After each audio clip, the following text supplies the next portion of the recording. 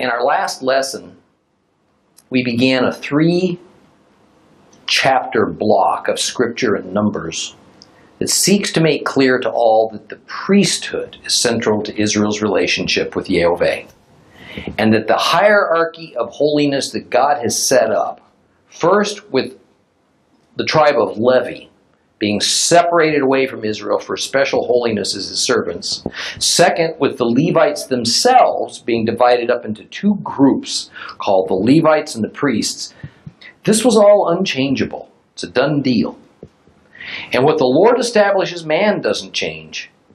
And who the Lord decides is to be his priest, mankind cannot revise, certainly cannot abolish it.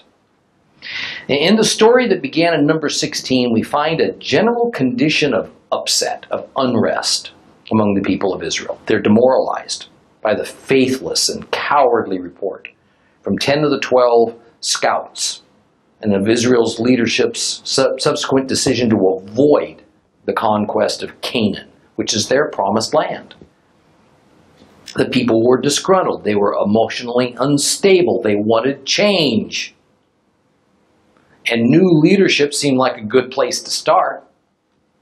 It was one thing for men to occasionally seek to remove one set of leaders and replace them with another. It's quite another for men to try to usurp God's will, as was the case in this rebellion. Now Korah, a Levite who was dissatisfied with this line of Aaron, a family line who is from the tribe of Levi, but it's a different clan than Korah's clan. Aaron's line is the only family line that can be appointed as the highly prestigious priests. And even though the entire tribe of Levi is separated from Israel for special holiness and service to God, the priests have been given an even greater degree of sanctification than all the other Levites. With the high priest, currently Aaron being given the highest degree of holiness that is possible for any Hebrew, save for Moses. Now Korah is jealous. He disputes this. He challenges Aaron's position. He wants it for himself. He wants the priesthood to be more evenly distributed among the Levite clans. See, this was typical tribal society behavior, where tribes and clans within tribes were in the never-ending cycle, vying among themselves for dominance, for status, for honor, for power. But the majority of the tribe of Levi, those who were not of Aaron's clan, were not the only ones who had a serious axe to grind. We find that the 2 clan leaders of the tribe of Reuben were challenging Moses for his job as the ultimate leader and authority over Israel. The founder of the tribe of Reuben, who was Reuben, had been dead for 300 years or so. So what number 16 is referring to when it speaks of Reuben are, of course, his descendants. Reuben, the firstborn son of Jacob, expected that he, so his future tribe, would have become the dominant tribe among the 12 tribes of Israel, as he also fully expected to have been awarded the leadership role over Israel by means of his birthright as the first son born to Jacob, and thus receiving the customary blessings of the firstborn from his father. But Jacob rejected Reuben. He refused to give him the firstborn blessing. And so the authority of the firstborn, thus humiliating him. And this would impact Reuben's family, eventually his tribe, in a very negative way from that moment forward. Instead, Jacob split the provisions of the firstborn blessing that should have gone to Reuben, giving the right of leadership of the nation of Israel to Judah and the right to inherit the largest portion of its wealth to Joseph. Reuben's descendants, even after all this time, had neither accepted this humiliation nor gotten over the loss of leadership status that they felt should have been theirs. And as a result, at this moment, we find 2 tribal leaders of Reuben, who are Dathan and Abiram, challenging Moses' position as the leader of Israel because they thought they ought to have the job. And along with Korah and Datan and Abiram were 250 leaders of other Israelite tribes who also wished to remove Moses and Aaron from their God-established positions and to then take over the leadership of the nation of Israel for themselves. Well, Moses' solution was to let God handle it by means of a public demonstration. Each one of these rebel leaders was to put hot coals into a fire pan, also called a censer, and lay incense on top of it, and then take that smoking mixture to the tent of meeting. Then God would, in some undefined way, settle the matter as to who would be those privileged few, the priests, that would have access to the inner chambers of that sacred tent and would thus have control over Israel. So let's reread from Numbers 16. And we're going to start at verse 16 of Numbers 16, and we're going to go to the end of that chapter. If you have a complete Jewish Bible, it's page 168. 168. Numbers 16, starting at verse 16. Moses said to Korah, "You and your group, be there before Adonai tomorrow, you, they, and Aaron. Each of you take his fire pan and put incense in it. Every one of you bring before Adonai his fire pan, 250 fire pans, you too, and Aaron, each one of his fire pan. Each man took his fire pan, put fire in it, laid incense on it, and stood at the entrance to the tent of meeting with Moses and Aaron. Korah assembled all the group who were against them at the entrance to the tent of meeting. Then the glory of Adonai appeared to the whole assembly. Adonai said to Moses and Aaron, 'Separate yourselves from this assembly. I'm going to destroy them right now.' And they fell on their faces and said, 'Oh God, God of the spirits of all humankind, if one person sins, are you going to be angry with the entire assembly?' And Adonai answered Moses, 'Tell the assembly to move away from the homes of Korah, Datan, and Abiram.' And Moses got up, and he went to Datan and Abiram, and the leaders of Israel followed him. And there he said to the assembly, 'Leave the tents of these wicked men. Don't touch anything that belongs to them, or you'll be swept away in all their sins.' So they moved away from all around the area where Korah and Datan and Abiram lived. And then Datan and Abiram came out and stood at the entrance to their tents with their wives and their sons and little ones. And Moses said, 'Here is how you will know that Adonai has sent me to do all these things and that I haven't done them on my own ambition. If these men die a natural death like other people, only sharing the fate common to all humanity, then Adonai has not sent me.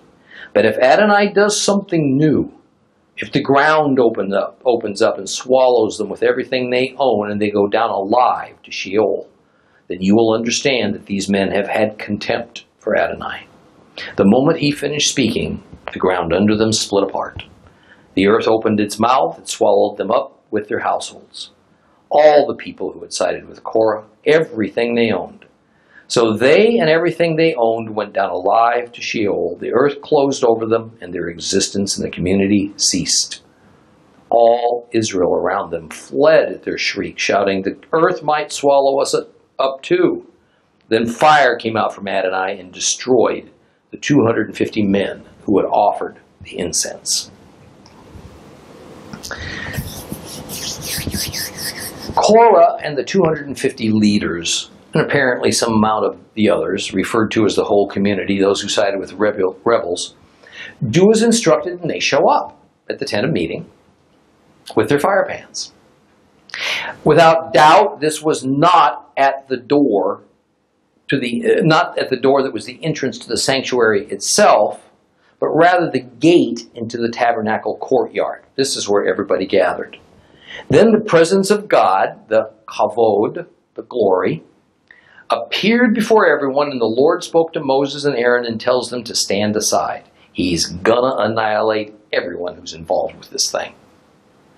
Now, it must be that only Aaron and Moses heard Jehovah speak, or all these men would have turned pale and run for their lives. And as it happened in the past, the mediator of Israel falls on his face and he begs for mercy for these very men whose goal it was to do away with Moses and Aaron in a coup. And further, in verse 22, Moses asks, would you send your wrath on an entire community because one man sinned? Now, obviously, this one man is Korah, the instigator of this whole mess. At least in Moses' view, it was Korah who stirred up Dathan and Abiram, who then helped Korah stir up everybody else. But understand what's being discussed here. The topic is collective punishment. Collective guilt and collective punishment. Obviously, not each man is guilty in exactly the same way as all the others, nor is their level of participation universally equal among them all.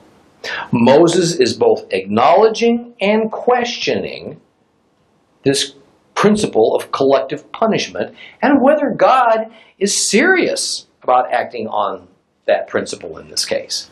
Now, this can all get a little bit confusing because the Bible keeps using the word community over and over, but it's actually each time referring to a somewhat different group of people. It's not unlike us pointing to a group and saying, these people, then pointing to a part of that group and saying, these people.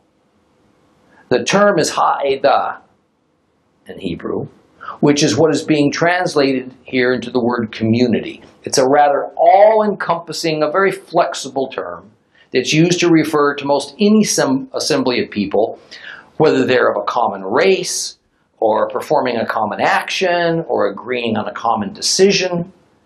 So the community that showed up at the tent of meeting with the rebels was those who sided with the rebel leaders. And when the presence of the Lord appeared to the whole community, in Hebrew, kol ha'edah, it was that everyone in the nation of Israel could see his presence.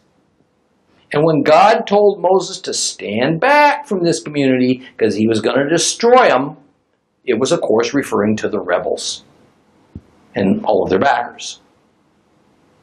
And when Moses asked God if he would destroy the kol edah, the whole community, because of one man's sin, this was referring to all Israel. And when we get to verse 26, and Moses tells the community to stand away from the tents of those wicked men, the reference to community in this case was to all those who didn't stand with the rebels. So you see kind of the problem here.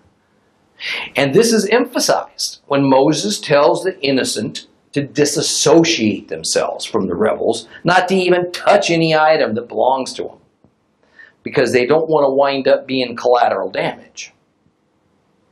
Now, we find this principle of separation woven throughout the Bible, Old and New Testaments. Believers have to be separated from non-believers. The clean from the unclean, the sinners from the saved, sheep from the goats. Lot had to be separated from the pagans of Sodom, or he was going to become collateral damage. The trick is to discern how and how much God's righteousness, God's righteous are to be separated from the unrighteous. In other words, the essence of Yeshua's day took this principle to one extreme. And so they created their own separate colonies with stringent rules of membership. They even established their headquarters out in the wilderness far away from everyone else at a place down by the Dead Sea called Qumran. Messiah, by the way, didn't approve of this extreme kind of separation, and he said so. On the other hand, as believers, we are directly told in the Bible not to associate with murderers and thieves and those who do not belong to the Lord. We're to be in this world, just not of this world. Now notice that we find several things going on at once in this episode. First, it was that only Korah and the 250 leaders and their cohorts who showed up at the tent of meeting for this demonstration test involving the fire pans. Recall that Dathan and Abiram had refused to come to this event when Moses summoned them. And since they were in essence saying that it should be they and not Moses running the show, it's easy to picture why they refused to respond when Moses sent for them. They were sending a message that they did not accept Moses' authority. Neither should anybody else. So if you can't bring Muhammad to the mountain, you bring the mountain to Muhammad. Verse 25 says, Moses rose, and he went to the tents of Dathan and Abiram along with the elders of Israel, elders meaning the official representatives of the people of Israel, leaving from the eastern entrance and on into the tabernacle courtyard, and then venturing to the southern side of the encampment where Dathan and Abiram's tribe camped. It's important to remember that the tribe of Levi camped adjacent to the tribe of Reuben, so they formed kind of a neighborhood together. And when Moses showed up at the tents of Dathan and Abiram, they came out to confront him. And Moses pronounces judgment upon them. And he says, if you live to a normal lifespan, and then you die, like any man does, that thereby indicates that Moses was acting on his own accord, and it was not Jehovah who was ordering him to do all of this. In other words, if God doesn't do something spectacular to harm them, then indeed this has been incorrect all along. Moses was not the legitimate leader of Israel. On the other hand, Moses says, if the ground opens up and swallows you, you're wrong. Death is your divine punishment. Well, no sooner had Moses finished speaking the last syllable did the ground open. Beneath the tents of Dathan and Abiram and those surrounding them who sided with them, and they all vanished into this deep crevasse. They perished. And the dead included the families of Korah, all those among his clan who sided with him. It's made clear. Women, children, everybody. Even their tents, all of their material possessions fell into this enormous split in the earth. In other words, every last vestige of these rebels' lives, every evidence that they had ever existed was wiped out at the hand of God in one moment of his wrath. And all the Israelites who saw what happened, presumably all the innocent ones, fled in panic for fear they'd fall into this gaping hole. The last verse of this chapter then changes location. We're taken back from the south side of the encampment where Moses had walked to the east side, and now we're back to the tent of meeting. And there, Korah and his 250 men who had showed up with their unauthorized fire pans to challenge God's established priestly hierarchy, men who had no business because they didn't have sufficient status to even come near to God, were burned alive by fire coming from God's own presence. If this isn't a good picture of hell, the lake of fire, and the ultimate punishment of the unrighteous, I don't know what is. The rebels and their families and everything they owned were purged from Israel because they had become unclean and unworthy in God's sight. Recall that a few years earlier, some other men had offered strange fire to God, and they suffered the same fate. Nadav and Abihu, sons of the high priest Aaron. These rebellious men, just destroyed, did not have the right to be doing what they were doing. See, the problem for Nadav and Abihu was they offered coals from something other than the altar of burnt offering, which was the only allowable place for coals to come from. So the sin against God perpetrated by Korah and Dathan and Abiram and of these 250 men was even worse than what Nadav and Abihu had done. In the case of Nadav and Abihu, only they suffered the divine wrath, for they acted only on their own behalf. In the case of Korah, Dathan, and Abiram and their entire immediate families, as well as anyone who agreed with them, they were all destroyed. Pretty serious stuff. Next it says that all the rebels went down to Sheol. Now Sheol was the place of the dead, the grave. It was seen as a place that lay below the surface of the ground. Was Sheol contemplated in that era in the same way that we currently do as a place where Satan and his demon henchmen dwell? As hell or Hades, a place of fire and eternal torment for lost souls? No, it wasn't. In fact, they weren't at all clear what Sheol was, other than it was the grave. And maybe there was some kind of afterlife that existed. They weren't clear what happened to the physical body after death, other than normal decomposition. They weren't clear what happened to the breath of existence that we usually call a soul when they died. We're going to find throughout the Torah that the Israelites were very worried about what happened to them after death, because Sheol was seen as everybody's destiny, not just the wicked. But one of the worst things that could happen once in Sheol, the big worry was that worms would eat up one's body. And often that is what was thought to be a divine punishment for those who died in an unrighteous state. Why this inordinate concern about what happened to their bodies after they were dead? First, they had no concept of heaven or going to live with God. Remember, they thought as the Egyptians thought. And Egyptians spent their entire lives getting ready for their death. Their afterlife was predicated on a preservation of the physical body. That's why they invented embalming. And they had protected places for their corpses to remain after they died.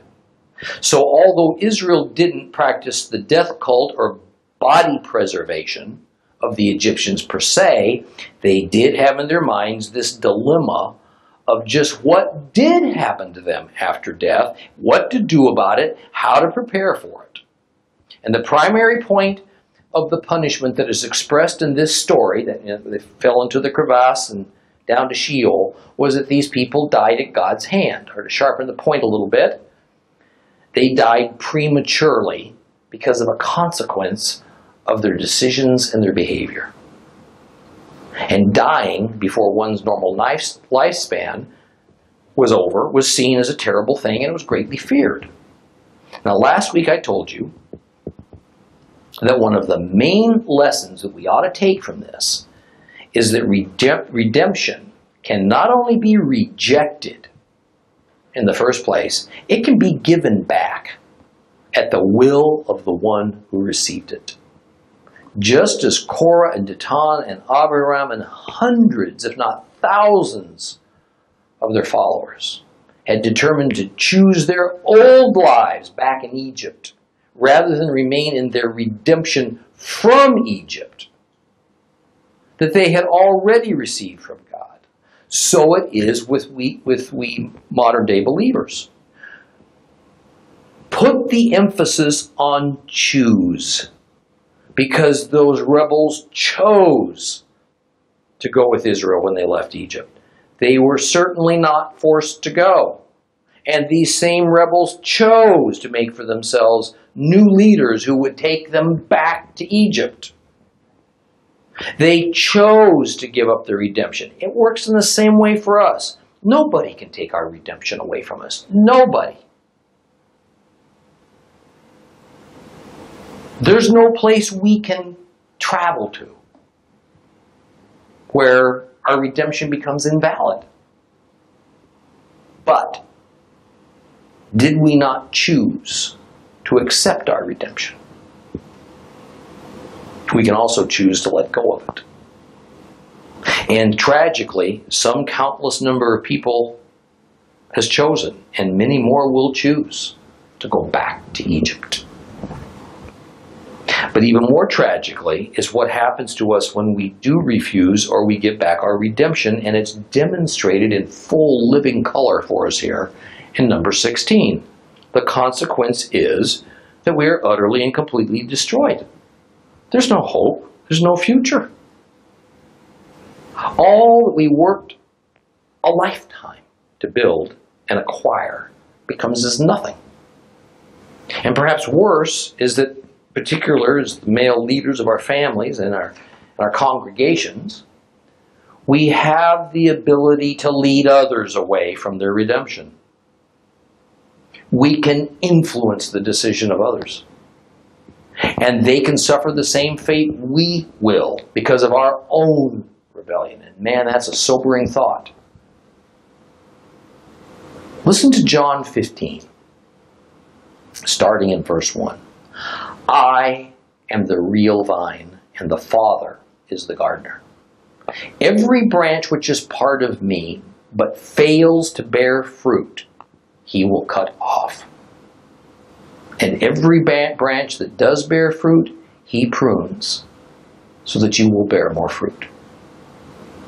Right now, because of the word which I have spoken to you, you are pruned. Now stay united with me, as I will with you. For just as the branch can't put forth fruit by itself apart from the vine, you can't bear fruit apart from me. I am the vine, you're the branches. Those who stay united with me, and I with them, are the ones who will bear much fruit, because apart from me, you can't do a thing.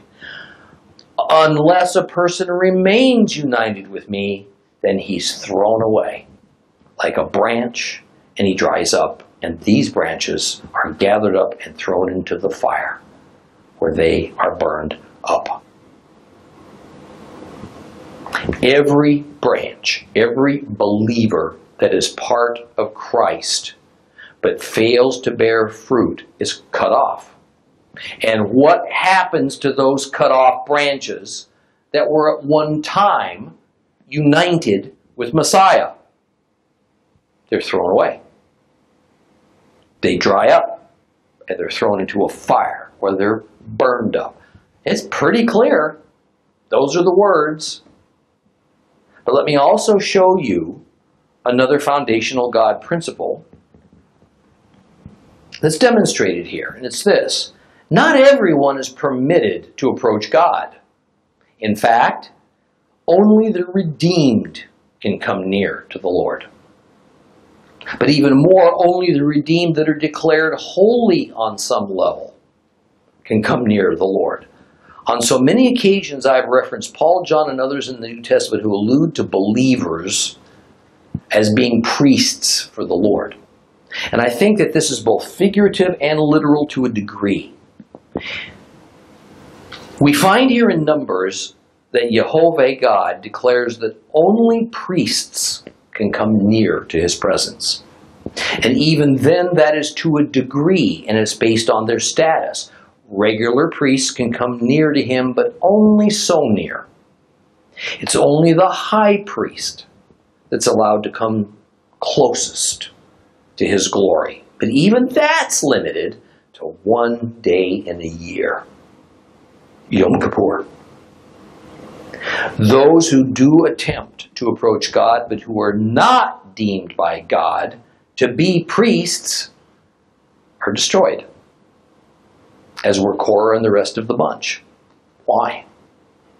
Because they weren't authorized for such nearness to his presence. One of the many things that salvation accomplishes is to give us authorized access to God.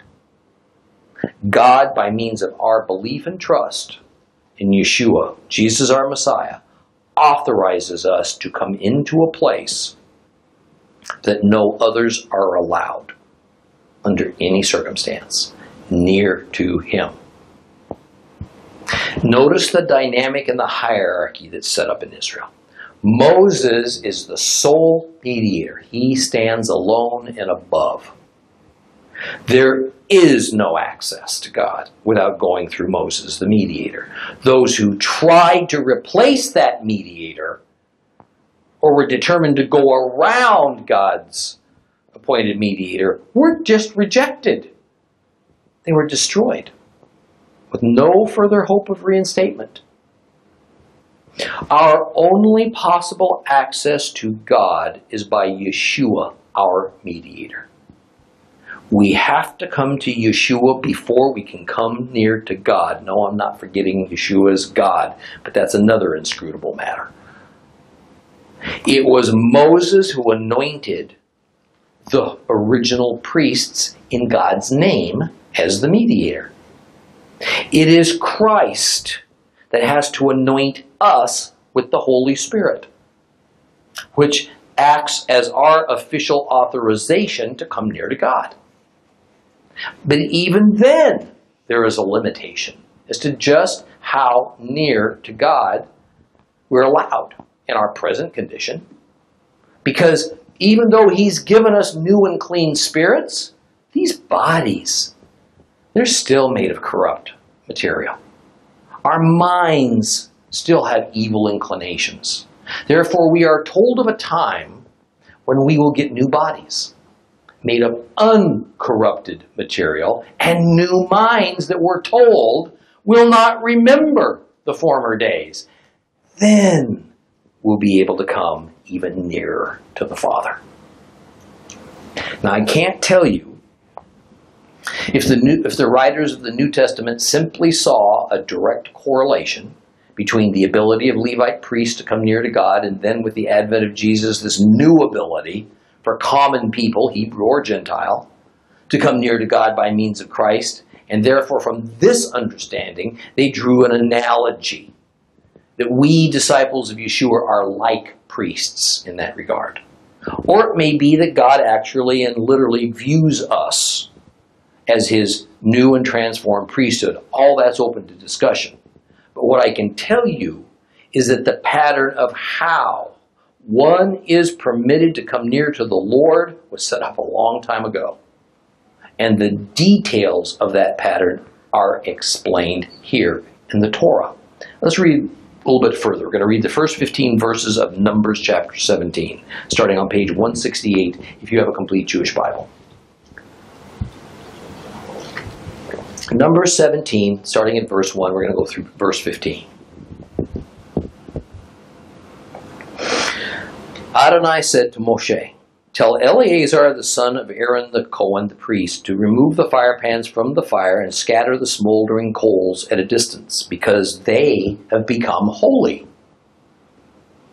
Also the firepans of these men whose sin cost them their lives have become holy, because they were offered before Adonai. Therefore have them hammered into plates to cover the altar. This will be a sign for the people of Israel."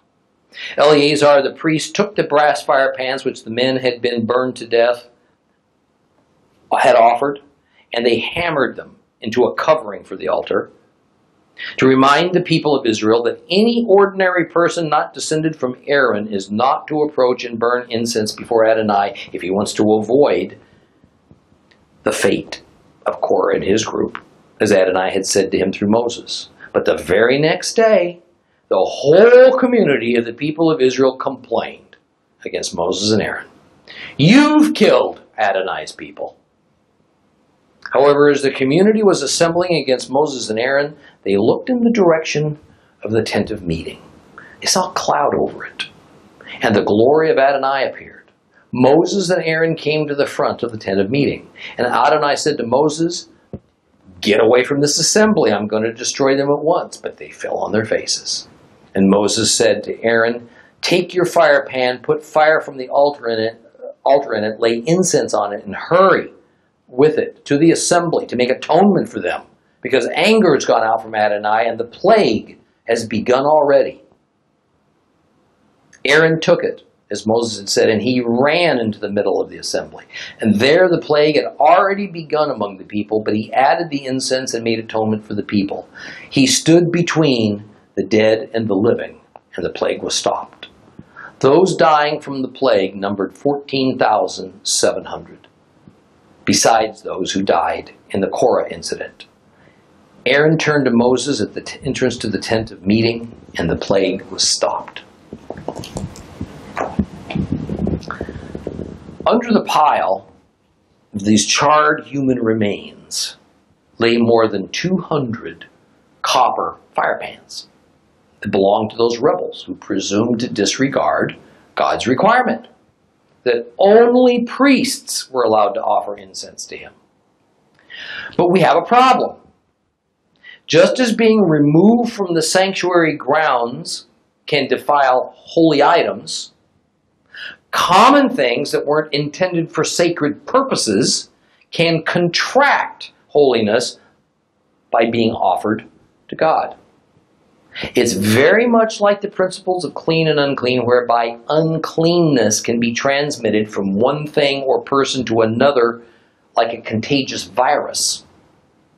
So the Lord orders Moses to instruct Eleazar the priest to perform the rather unpleasant task of sifting through all of those charred bodies and removing those melted fire pans that had become holy by means of their being offered to God. Notice in verse 2 that the coals used in those rebels' fire pans had to be removed from the area meaning the courtyard, tabernacle courtyard. This is because the coals weren't taken from the great altar of burnt offering. These were common coals that each of these rebels had brought with them from their own campfires in front of their own tents. Therefore, these coals had to be taken away from the holy area and disposed of. But the fire pans that had contracted a measure of holiness that they weren't authorized to have, they had to be dealt with in another way. The solution was to hammer them into a lid for the fire basket of the altar. And this served two purposes. It served the practical purpose of keeping the banked coals of the altar hot overnight. And it served as a reminder to the people of what happens when an unauthorized person encroaches on the sacred area. So we see another pattern emerge. God sets up ordinance and regulations as reminders to his people to obey him. Remember, why were people to wear tzitzit? They were the direct result of the incident of the man who gathered sticks for a fire on Shabbat. And he paid the ultimate price, the loss of both his physical and his spiritual life. That man had failed to observe one of God's commandments, and the Lord commanded then tzitzit as a visual aid to help others avoid this same fate. And as every Israelite would regularly have to come to the tabernacle with their offering, their sacrifices, they would see the lid on the altar made of the fire pans of all those rebels who had been burned up for thinking so little of God's priesthood, and they would remember what happened. It would remind the people of what happens when we mere humans presume to declare who or what is holy outside of what God declares as holy. But wouldn't you just know it? Even with the stench of those smoldering bodies still lingering in the air, much of the community of Israel still didn't get it. So they set up a protest rally against Moses and Aaron. I mean, this would absolutely be hilarious if it wasn't so dangerously and irreverently foolhardy. They say to Moses and Aaron, "It's you that brought death upon the people of Israel." Amazing! But as I have attempted to demonstrate on numerous occasions, we have to grasp that this Israelite people was at this time more Egyptian in their thinking than Hebrew. All the Middle East believed in sorcerers and priests whose job was less a matter of serving their gods and figuring out, rather than trying to figure out how to manipulate those gods for their own purposes. It was the same in Egypt, where it was believed that a good priest or a good magician, well, he could cause one god or another to do his bidding. And that thought formed a lot of the basis for Hebrew thinking about God in that era. So even though the people well knew that Moses and Aaron hadn't set fire to those 250 leading men at the gate of the tabernacle, nor had they themselves somehow caused this great split in the earth, everybody to fall into it. They did believe that Moses and Aaron had manipulated God to do it for them. You know, kind of like hiring a heavenly hitman. And sadly, another lesson was necessary. Once more the people rebelled, and once more the presence of God appears and announces his intention to wipe out this large group of protesters. Was God's plan to annihilate all Israel? No, just this rather large contingent of those who felt that it had been unjust of Jehovah to destroy those 250 at the tabernacle, and also those hundreds, maybe thousands, who fell into that great crevasse in the earth. And once more Moses and Aaron fell on their faces. They prayed. They pled with God not to destroy what likely amounted to scores of thousands of people. And once again, God tells Moses and Aaron, separate yourselves from these people because there's going to be divine retribution. Why is it that God keeps telling Moses and Aaron to separate themselves from this community that he plans on punishing? Will God wipe away the good people right along with the evil ones? Answer, absolutely. I hope that shocks you and bothers you a little bit. We have example after example of this in the Word. The way it works is this. The righteous will be affected by the same outpouring of wrath as the wicked if they're not separated from the wicked. In Genesis, as messed up in his thinking as Lot had become, he was still considered sufficiently righteous as to not be counted among the wicked of Sodom. Yet Lot literally had to be dragged out of the city by two angels, because if he hadn't been, he would have been destroyed when that city was destroyed by fire from heaven. Lot's wife did not separate herself sufficiently from the city. Even though she was given that opportunity, she stopped to look back and yearn for what she had left behind, and she was turned into a pillar of salt. When the Lord determined to destroy the earth in a great flood, he first instructed Noah to build an ark to save his family. The flood was completely indiscriminate. It killed everybody. Only those who chose to obey God and were given the opportunity to separate themselves from the wicked escaped. Back in Egypt, God went throughout Egypt and killed all the firstborn of every man and every animal. It didn't matter whether that firstborn was Hebrew, Egyptian, Syrian, Arabian, whatever. It didn't matter whether this was a good man or an evil man. If you were a firstborn, you were marked for death. Except God provided a means for those who trusted him to separate themselves from this national disaster. But they had to paint the blood of a lamb on their doorposts of their homes. And if they did, then that blood served as a protective barrier, a dividing line between they and everybody else. So they were separated and passed over. As believers, when we stay attached to the wicked ways and wicked people of this world, we put ourselves at serious risk of being collateral damage when God judges them, or perhaps even the whole world. I want to be clear, by attached I mean identified with. That is, that we identify with their ways and their thinking. We agree with it. Can you be a believer and still agree with so much of the ways of the world? Oh, you bet you can. And we see it every day. But what the Lord is explaining here is not that we're supposed to go off and create exclusive Christian communities or messianic communities apart from all other communities.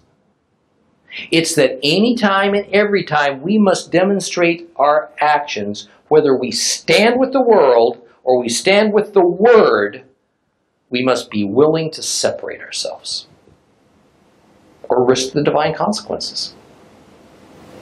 And in case you haven't noticed, it's becoming harder and harder to do. The more obedient we are, the more we get labeled as fanatics, nutballs, and fundamentalists. We're jeered at. We're told we're backward. We're ignorant.